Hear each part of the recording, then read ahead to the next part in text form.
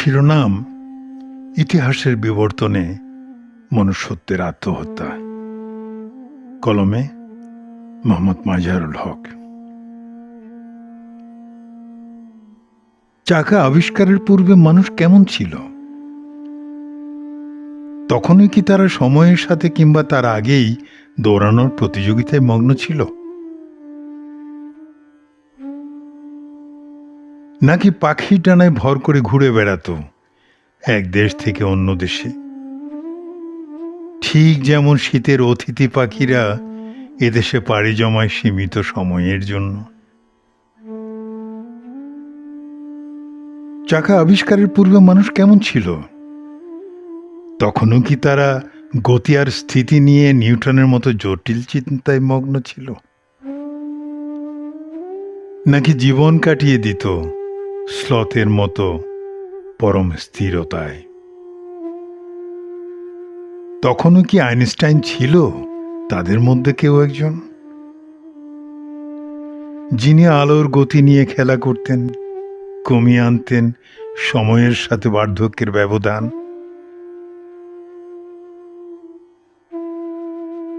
চাকা আবিষ্কারের পূর্বে কেমন ছিল মানুষ? তখনও কি ডারউইনের মতো বিতর্কিত ছিল কেউ? শারীরিক বিবর্তনে ডারউইনের হাইপোথিসিস মিথ্যা, তবে মনস্তাত্ত্বিক বিবর্তনে তার ব্যাপক সত্যতা বিরাজমান। বানর থেকে মানুষ না বলে মনুষ্যত্ব থেকে পশুত্ব, এর দিকে মনোযোগ দিলে হয়তো ডারউইনই হতো বর্তমান প্রেক্ষাপটের এক কালজয়ী মনোবিজ্ঞানী। চাকা আবিষ্কারের পূর্বে কেমন ছিল চারপাশ? তখনও কি রক্তের বিনিময়ে লেনদেন হতো বিঘে প্রতি জমি? চাষাবাদ হতো হাইব্রিড বোমা, মিসাইল আর রকেট লঞ্চারের? তখনও কি উঁচু বিলবোর্ড ছিল যেখানে দেওয়া হতো যুদ্ধাহত শিশুর চামড়ায় গড়া দামি কোনো জুতোর বিজ্ঞাপন? তখনও কি মানুষ মানুষের মাংস দিয়ে ভোজন কার্য সম্পন্ন করত আর ক্ষুধার্ত থাকতো শকুনের দল? আমি আমাদের মাঝে আমাদের পূর্বপুরুষদের অস্তিত্বের চিহ্ন খুঁজে পাই না। খুঁজে পাই না স্বার্থবিহীন কোনো প্রাণীর কর্মকাণ্ড।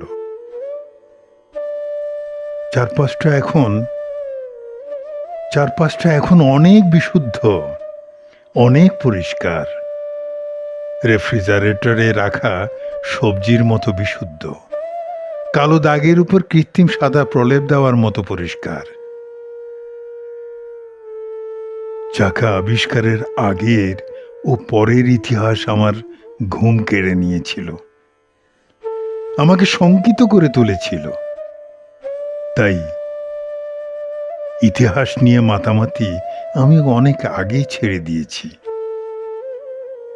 যে ইতিহাস নিজের পূর্বপুরুষকে অস্বীকার করে, যে ইতিহাস আমাকে হীনমন্যতায় ভোগায়, যে ইতিহাস আমার বিষাক্ত জীবনযাপনকে ফরমালিন মুক্ত বলে স্বীকৃতি দেয় আধুনিকতার মুখোশে, আড়াল করে আমাদের পূর্বপুরুষদের পরিচয়, সেই ইতিহাসকে আমি কখনো মেনে নিব না। সেই ইতিহাসকে আমি কখনোই মেনে নেব না।